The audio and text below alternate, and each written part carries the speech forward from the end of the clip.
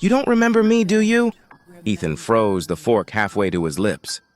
The woman across from him, Lena Hart, watched him with calm eyes that carried a storm underneath. Her tone wasn't accusing, but it pierced straight through the polished armor of the billionaire everyone else saw. He tried to laugh. That's a dangerous way to start dinner with a stranger. She tilted her head. Stranger. Interesting word for someone who once promised he'd never disappear? The air shifted. The restaurant's low music faded behind the pounding in his chest. Ethan's jaw tightened. He knew that voice. He knew that rhythm, soft, deliberate, every word laced with memory. But it couldn't be her. That name belonged to another life, another version of him. Hannah, he whispered before he could stop himself.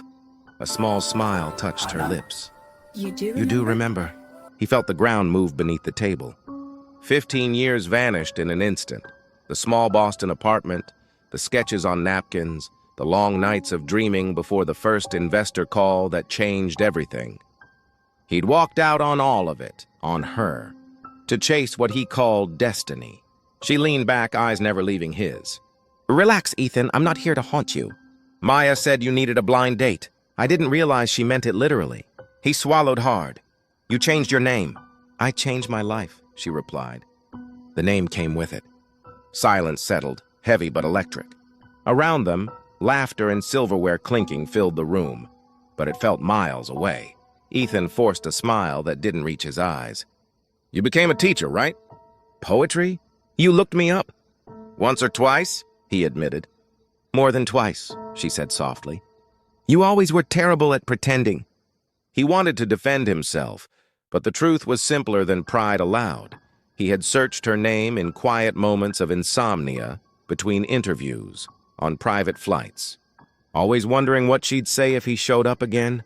The waiter approached. They both waved him away. So what's the point of this? Ethan asked. You came here to remind me what I threw away? No, Lena said. I came because your sister thought you were lonely. And because I wanted to see if the man I knew survived the empire he built. Her words landed like glass breaking. He tried to redirect the moment, but she was impossible to deflect. Every look, every pause forced him to face the space between who he'd been and who he'd become. Finally, he exhaled. Maybe he didn't survive. She smiled sadly. Then let's see if he can be revived. Rain began to tap against the windows. Outside, the Connecticut night stretched black and endless. Inside, two people who had once loved each other sat at the center of something fragile and combustible. Do you ever think about it? He asked quietly. Every time I teach my students about choices, she said, about the price behind them. I made the right one, he said automatically, then corrected himself. At least that's what I told myself. You became everything you wanted and lost everything that mattered. The confession escaped before he realized how naked it sounded. She studied him, as if trying to find the boy who once dreamed beside her. It's strange, she murmured. You used to talk about saving the planet. Now you sound like someone trying to save himself. He looked away. Maybe both are overdue. A flash of lightning threw their reflections against the window, two versions of a past that refused to stay buried. Lena gathered her purse. It's late. Let me drive you home, he said quickly. The rain's getting worse. I can manage. I insist. You know me, I hate loose ends. That's exactly what you created, she replied. But she hesitated only a second before nodding. They stepped outside. The downpour blurred the world into streaks of silver. In the car, silence grew louder than thunder. The drive wound through narrow country roads until her cottage appeared by the lake. Warm light in the window, vines along the porch. Nice place, he said. It's rented. I like places that don't pretend to be permanent. When she invited him in to wait out the storm, he didn't refuse. The power flickered, candles cast amber light over the small living room. Books, notebooks, and a coffee mug filled with pencils. Simple things that once defined him, too. He picked up a framed photo of her students holding handmade poems. They love you. They remind me what honesty sounds like, she said. Adults forget. Ethan sat, elbows on knees. Do you ever regret it? Not taking the deal back then? She smiled. You mean not following you to California? No. Regret comes from pretending you can live someone else's dream. He nodded slowly. Mine turned into a nightmare that paid too well. Money never fixed loneliness, she said. It just buys noise to drown it. Her directness disarmed him. He wasn't used to it anymore. People spoke carefully around him, measuring tone against his worth. She spoke like none of it mattered. I think I came tonight to apologize, he said finally. Then say it, she replied. I'm sorry. For choosing everything but you. For a long time, she didn't speak. Then she whispered, You didn't choose against me, Ethan. You chose against yourself. The words hit deeper than she intended. His chest ached as if something had cracked open, letting light in. Thunder rolled outside. The storm pressed against the walls, impatient. Lena lit another candle. Stay until the rain stops. He looked at her, unsure if she meant the weather or the years between them. The storm hit the cottage like a fist. Wind snapped at the eaves, rain hammered the lake into a sheet of noise, and the lights blinked once before dying.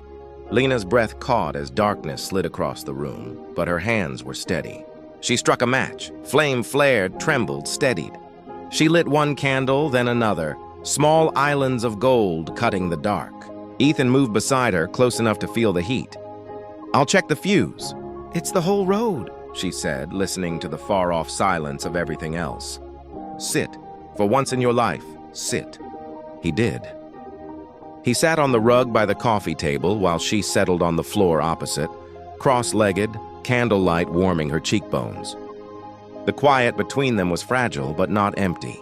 He found himself breathing slower, as if the storm had forced the world to exhale.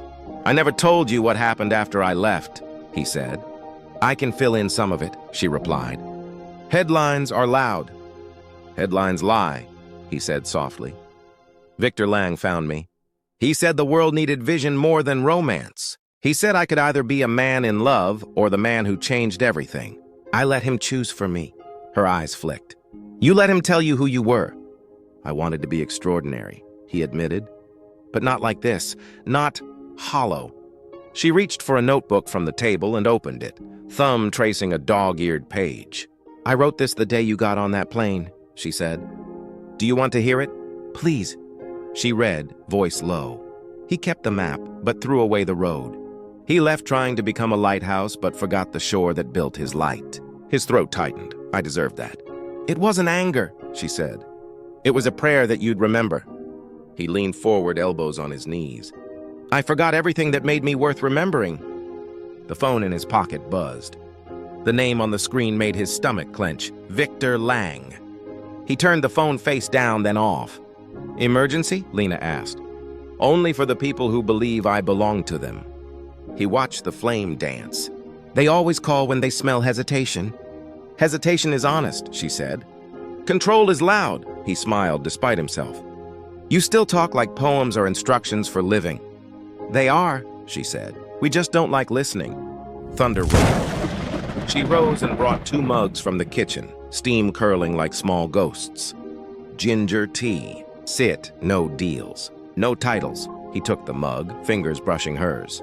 The touch was brief, but it drew old circuitry to life, the kind that remembers before the mind catches up. He swallowed. Why, Lena, he asked. Because Hannah expected to be loved for saving someone, she said. Lena doesn't rescue, she witnesses. She chooses. He nodded slowly. Choose what? What doesn't break me to hold? She sipped. So, why Ethan Caldwell? Why not disappear behind your company the way men like you do? He laughed once, bitter. Because the company is the only thing I haven't lost. And because if I disappear behind it any further, there won't be anything left to come back out. Another buzz. The phone lit with stacked notifications. Bored. Urgent. Legal sign-off window. Maya. Call me. He forced his eyes away. What is it? She asked. Merger. We're acquiring Helionix, he said. They'll gut our research roadmap to pump margins. It's efficient. It's also the opposite of why I started Solaris Edge. So don't sign, she said. It's not that simple. It is, she replied. You sign or you don't. He stared at her. And burn 10 years of alliances? Crash a stock that funds clean projects in 15 countries? Put 10,000 jobs on an earthquake? You're using people like furniture to prop up your fear, she said gently. Say you're afraid, it costs less. The honesty took the air from his chest. He looked down at his hands, the hands that shook 5 presidents' hands, that rang opening bells, that held nothing of his own for a decade. I'm afraid, he said. I'm afraid I'll stop moving and realize I've been falling for years. The cottage shivered as the storm pushed its weight against it. Lena put her mug down, knelt closer, and touched 2 fingers to his wrist, just above the place his pulse kicked. You don't need to be the man you were, she said.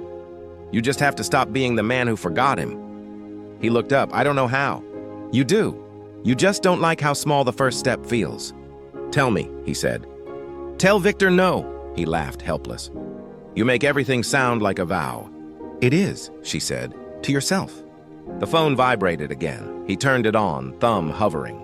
He opened a new text to Victor, stared at the blinking cursor, then typed, slowly. Not signing tonight. Revisit terms or I walk. He hesitated. His heart kicked hard. He hit send. The response came fast. You're emotional.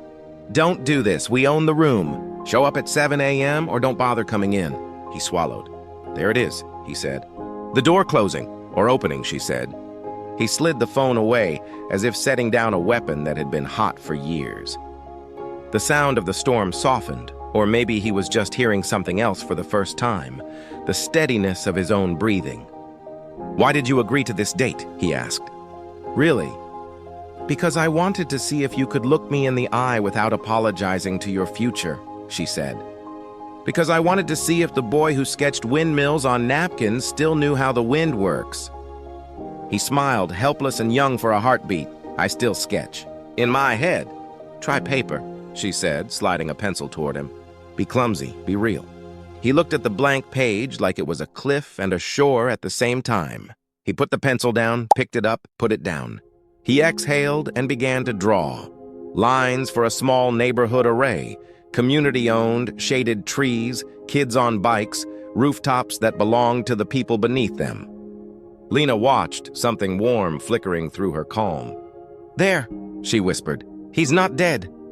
He looked at her, then at the page. I've been designing cathedrals to gilt.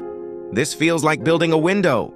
They were close now, too close to pretend the electricity was only candlelight. Old gravity tilted the room. He moved an inch. She didn't move at all. Their breath met first. Then the space thinned to nothing. She drew back barely. Careful, she said. You once left me to chase a world. Don't reach for me if you're not ready to lose it. He closed his eyes. I don't want the world, he said. I want to stop performing for it. She leaned her forehead to his for a moment that felt like an answer and a warning at once. Prove it somewhere that isn't my mouth, she said, the ghost of a smile on her lips. He nodded, a little stunned by how much relief moved through him. He sat back, eyes clearing. You're leaving, he said, remembering. Italy, in 5 days, she said. A residency near Lake Trasimeno. I'll be gone all summer. Do you want help with travel, accommodation? I can... No, she said, not unkindly. That's your old language I already saved. I already earned it. He ran a hand through his hair. I hate that my help feels like control. I never meant... I know, she said. But intention isn't the same as impact. He laughed softly. You should teach corporate ethics. I do, she said, in a public school disguised as poetry. He stared at her. Something like worship pressed against the edges of his posture, and he understood the most dangerous truth. Love wasn't an escape, it was a mirror. It didn't let him be smaller than he was meant to be. Come to the station tomorrow? She asked suddenly. I have to pick up a packet. No grand gestures, just show up.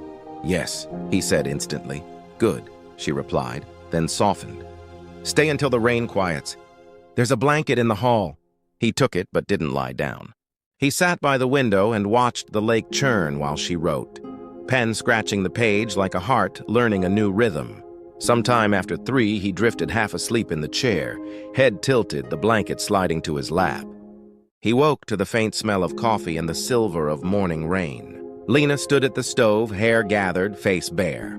The light made no promises. It simply revealed. Good morning, she said. He checked his phone. Dozens of messages stacked like accusations. He turned it over, screen down. "Morning. Train leaves at 9, she said. "If you still want a practice run." "I do." He stood. "Thank you for not breaking me apart last night." "You did it yourself?" she said. "I just held the mirror." They drove in a soft drizzle, the world rinsed and quiet. At the station, the platform smelled like wet iron and paper. She picked up her envelope. He bought 2 coffees and handed her one like a peace offering. A man in a navy raincoat brushed past, recognized Ethan, and did a double take. "Mr. Caldwell, huge fan. Big move today, right? Helionyx is going to print money." Ethan's jaw worked. "We'll see," he said evenly. Lena watched his face carefully. When the man disappeared, she said, "You don't have to explain yourself to strangers." "I've been explaining myself for a decade," he said. "To shareholders, to magazines, to my own reflection?" "What do you owe yourself?" she asked. He looked at her as the incoming train sighed to a stop on another track. "A life I don't have to sell?" "Good," she said. His phone rang. Maya. He answered. "Hey." "E," she said, voice tight. "Victor called me. He said you're about to light a match in a fireworks factory." "Are you okay?" "I'm breathing," he said. "That's not an answer." "I'm choosing," he said. A beat, then Maya exhaled.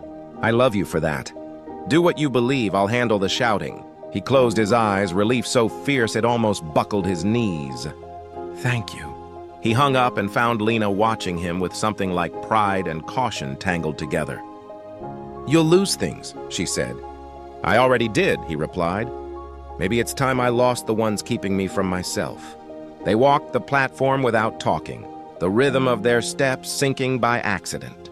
He stopped at a newsstand and bought a cheap sketchbook and a pencil. He handed them to her. "For Italy," he said. She shook her head. "I told you. Not money," he said quickly. "Just paper, no strings." She held it, thumb brushing the cover. "Okay," she said. "Thank you." The loudspeaker crackled. Another train groaned into the station, brakes squealing like old metal relearning kindness. "I have a meeting," he said. "They expect me to sit down and smile." "Don't," she said. "Stand up and speak." "And if they push back?" "Then you know you were right," she said. "We only meet real resistance when we touch a live wire." He laughed low. "You really are a teacher. Someone has to remind billionaires to use their breath for more than announcements," she said, eyes kind. He reached for her hand, paused, then took it. It felt like a promise written in the smallest possible font and still somehow legible. They didn't kiss, not that morning. The choice not to felt like muscle regained after a long injury. "See me again before you go," he said. "If you're not the press release of yourself," she replied. "I'll try to be a person." "Try harder," she said, but her smile was warm enough to carry a summer. They parted, not with drama, but with something more dangerous, patience. He watched her walk toward the exit, sketchbook under her arm, rain misting her hair like a blessing. She didn't look back. He stood on the platform a long time, then pulled out his phone and drafted an email to the board. "Effective immediately, I am withdrawing support for the Helionyx acquisition. Our mission predates our valuation. I will present an alternative path at noon. If this is unacceptable, I'm prepared to step down." His finger hovered. Fear surged, bright and clean. He pressed send. The storm was over. The weather inside him wasn't. But he could feel, for the first time in years, the wind shift from behind his back to his chest. Something he could lean into. Something that could hold him up instead of push him forward until he forgot the difference. He got in the car and started the engine. The road unspooled like a decision, and he drove toward it, toward noon, toward the room where he would either lose everything he'd used as armor or finally put it down. The boardroom was a cathedral of glass and noise. Screens blazed numbers, suits whispered like machinery. Ethan stood at the head of the table, the skyline of San Francisco burning behind him. He could feel Victor Lang's eyes drilling through him. Predator calm, a smile too polished to be human. "Ethan," Victor began, "we both know this tantrum isn't you. You built Solaris Edge on rational decisions, not midnight nostalgia." Ethan met his gaze. "You're right. It isn't nostalgia, it's conscience." A murmur rippled around the table. Victor leaned back, spreading his hands. Conscience doesn't keep the lights on. No, Ethan said. It decides who gets to see the light. He took out his notes. No slides, no data storm, just his voice. When we started, we said clean energy would belong to everyone. This merger gives it back to the same people who poisoned the sky. If I have to choose between profit and purpose, I'll take the loss. Victor's smile thinned. You'll take unemployment. Ethan felt the fear spike, that old reflex of survival. Then he saw Lena in his mind's eye. Candlelight, her saying control is loud. He inhaled steady. Then I'll finally have time to breathe. He signed the resignation letter. The shock that followed was electric. Even the city outside seemed to stop. Then Victor's voice. You'll regret this. Maybe, Ethan said. But regret at least feels like living. He walked out before anyone could reply. Outside, the air hit him like cold glass. Reporters shouted, he said nothing. Cameras flashed, capturing the moment the billionaire without a crown walked into the rain. For the first time, he didn't flinch. Fast forward a week. Solaris Edge stock wobbled, then steadied. Social media divided, half called him a fool, half a savior. He turned off every screen. He bought a train ticket east. At the station, the world smelled of diesel and coffee. He found a seat by the window and opened the cheap sketchbook he'd given Lena. On the first page, she'd written a single line in her looping hand. Freedom isn't leaving the world behind. It's finally belonging to yourself. He smiled, closed the book, and wrote beneath it, and sometimes it starts with a goodbye. Months passed. He rented a small farmhouse near the coast, solar panels humming on the roof. He fixed fences, planted trees, sent anonymous donations to community projects. The silence became companionable.